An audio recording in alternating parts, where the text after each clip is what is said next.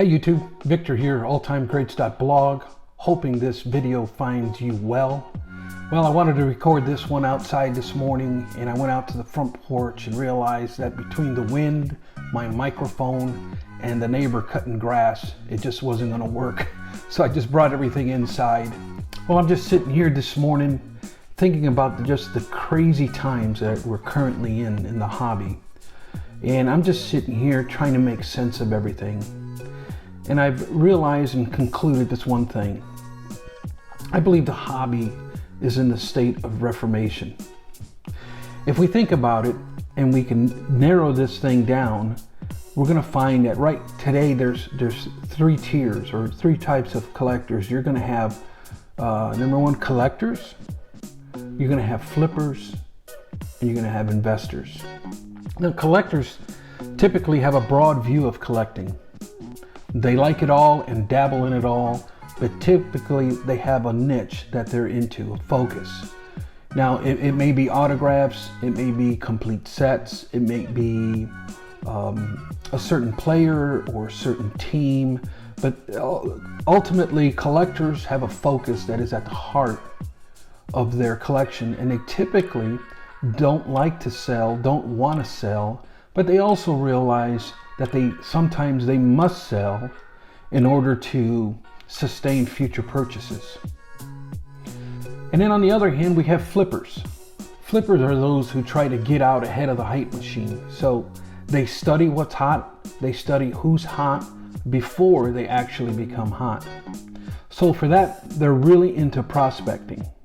And so they get into, once they figure it out, they get into the buying side of things and they buy, only then to quickly sell at a profit. Now there's a lot of fast action and entertainment value with this type of collecting, but seldom is there a PC. I don't even consider these folks sports card collectors. They're more like sports card enthusiasts. They have a lot of passion for buying and selling, and sometimes they get it right, but sometimes they also get it wrong. And thirdly, what we see today is investors. These collectors oftentimes have really deep pockets. They prefer PSA 10s, BGS 9.5s, or SGC pristines. Unlike the flipper, the investors want to buy and hold. They don't mind paying top dollar for items because they know it's going to generate market value and market interest. And so in a sense, they create the market value and interest. They too study market trends with a stock market type intensity. But for these guys, ultimately, it's all about money. The risk that flippers and investors take is that it's all based on player performance. An injury, a bad season or two, even with Hall of Famers, if there's like any type of scandal, and you're going to see those card prices drop like a brand new car pulling out of a car lot. Now I believe that due to the COVID-19, due to the dramatic surge in prices across the board, due to the enthusiasm generated by social media gurus, due to the talent that's coming into the leagues, I believe that the hobby is in the era of reformation. It's what you call a dawn of a new era. Things haven't fully settled yet, so it's up to us to kind of figure out where we fit into all of this. For me, I feel that this is the time to sell rather than buy. I have not purchased very much, especially on key rookie cards, because the inflation right now seems to be so up and down right now. It's very hard to pull a trigger on anything that contains key rookies. This is a seller's market right now. Or you can shop for items that are not within the scope of the hype machine. So we have to be wise in our collecting. We have to be wise in our purchases because there's a lot at stake and there's a lot of movement. There's a lot of moving parts, a lot of activity, a lot of buying and selling, a lot of nonsense as well. Well, that's my take on it. Listen guys, I wrote a post on this last year that relates to this topic. It's called "So What Type of Collector Are You?" And I'm gonna leave a link to that post down in the description below. In that post, I talk about 10 types of collectors. It's an easy read. I believe you're gonna really enjoy it. So check it out when you get a chance. With that said, I have 10 cards that came back on a PSA sub. I'm gonna flip this camera around to get rid of this ugly mug, and I'll be right back. All right guys, starting us off is perhaps my favorite card of the entire submission, is the 1988 Fleer Reggie Miller. Pop Report shows 4,450 total cards have been graded. Only 148 have been graded a Gem Mint 10. There are 1,668 nines, and the average price is $122.62 for this PSA 9. Next up is the 1995 Metal Michael Jordan. Picked up a few of these at a card show last year for $1 each. This guy had a ton of Michael Jordan stuff. A lot of it was like specialty sets that were created by Upper Deck. Not a ton of value. He did have some of these medals in there.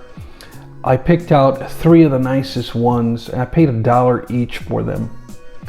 And this one came back, well, this was the only one of the 3 that I got graded. Came back a 9, which is just fine, because you know what? The Pop Report shows 664 total cards graded. 234 of them are 9s, and 324 of them are 10s.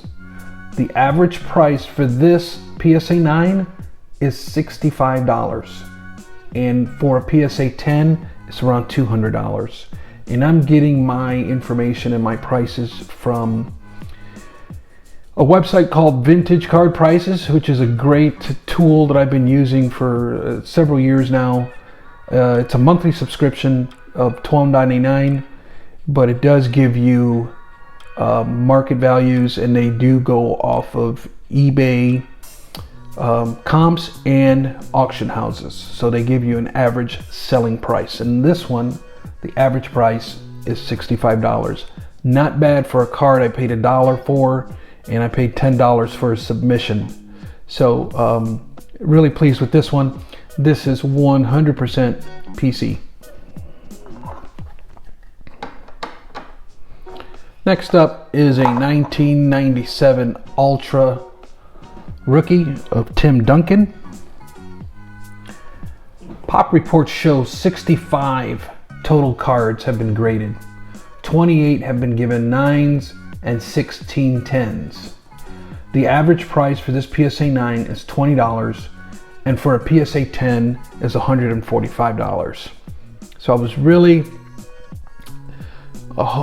hoping just to get a 9 on this one, to be honest with you. I like Tim Duncan, number 1, but secondly, the centering is off left to right on this one. So my highest expectation for this was a 9, and I got the 9, so I'm very pleased. A little side note, at least in my opinion, I believe that at some point the hobby is going to take notice of rookie players, but the insert cards of the rookie players, I think at some point are going to explode in the hobby. It's kind of low key right now. A lot of them are still very affordable. I like to pick them up because I think long term there's some value there. Just with the spike of interest in insert cards, especially those of the 90s. And when you factor in it's a rookie player in his rookie year, but an insert card, I think there's tremendous value on rookie inserts. Just my opinion. Moving on, I picked up 3 of these. Well, I actually bought a lot of 5 at a card show.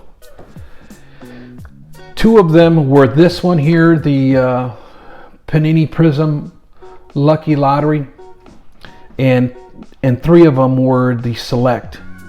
Now, I was going off of a hunch. Again, I like players that maybe grab my interest. I've talked about that extensively in past videos, so I don't want to relive that. But had a hunch with this guy, but here's the thing. Sometimes you win and sometimes you learn. What did I learn with this? I learned that maybe perhaps I pushed my luck, because the dealer that I bought this lot from also had stacks of graded cards of Trae Young. So what does that tell you? That tells you that he's picked through his ones that he thought were going to gem, and he's selling the rest of them raw. I took my chances, roll of the dice. This one came back a PSA 8. Doing my research, there's not a lot of, I don't know the exact pop report yet, but it doesn't seem like there's a lot of them. I checked on eBay for comps. There was not a whole lot out there when it comes to this type of card, so we'll see what happens. This will more than likely end up in my store. And I got a couple of these.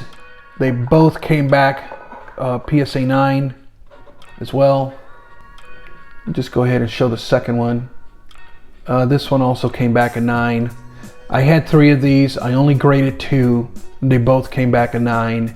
I guess all things considered, we're doing okay. I'm fine with that.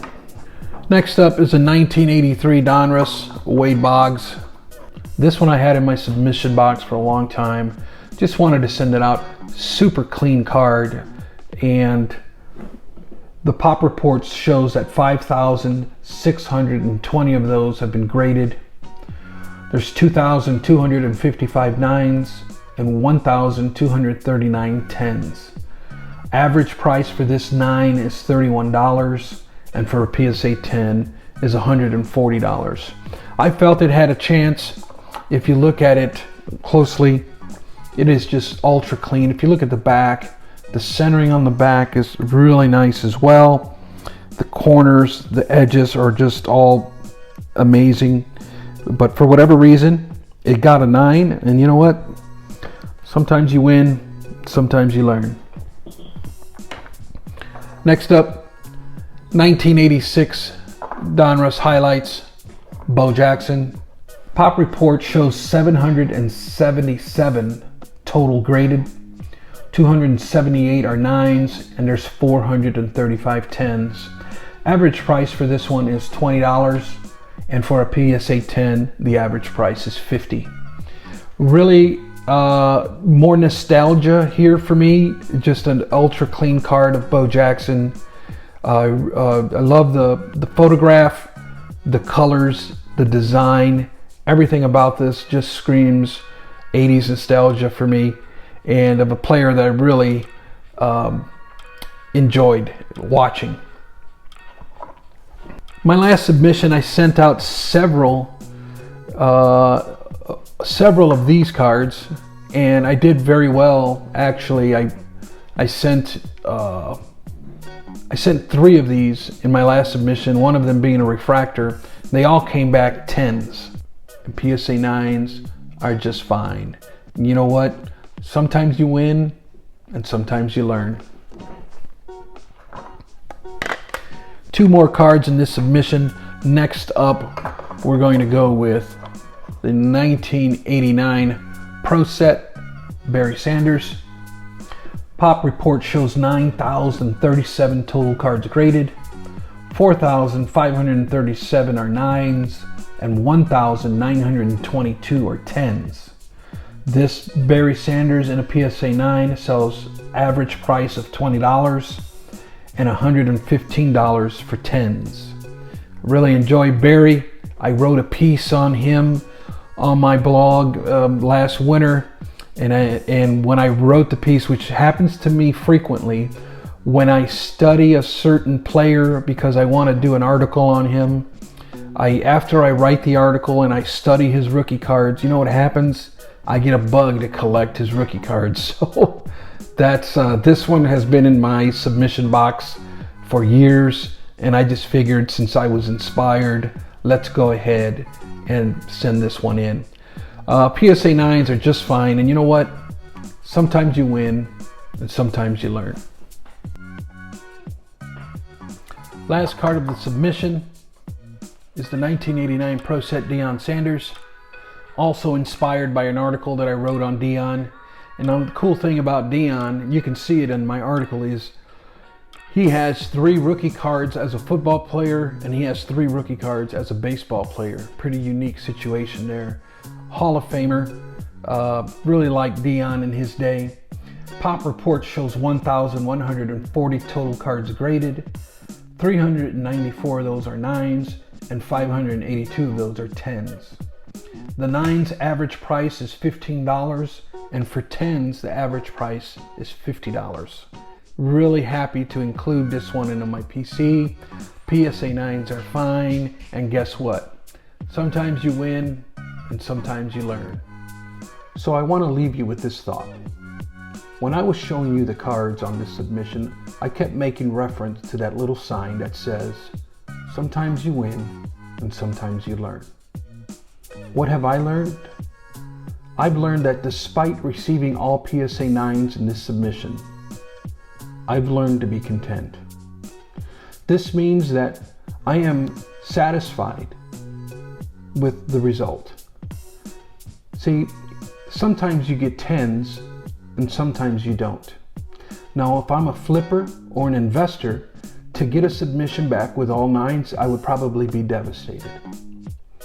But as a collector, I have the opportunity to be content. See, sometimes you win, sometimes you learn. With that, I'm going to leave you guys. I appreciate you. Take well, and remember to always learn, collect, and enjoy. We'll catch you on the next one.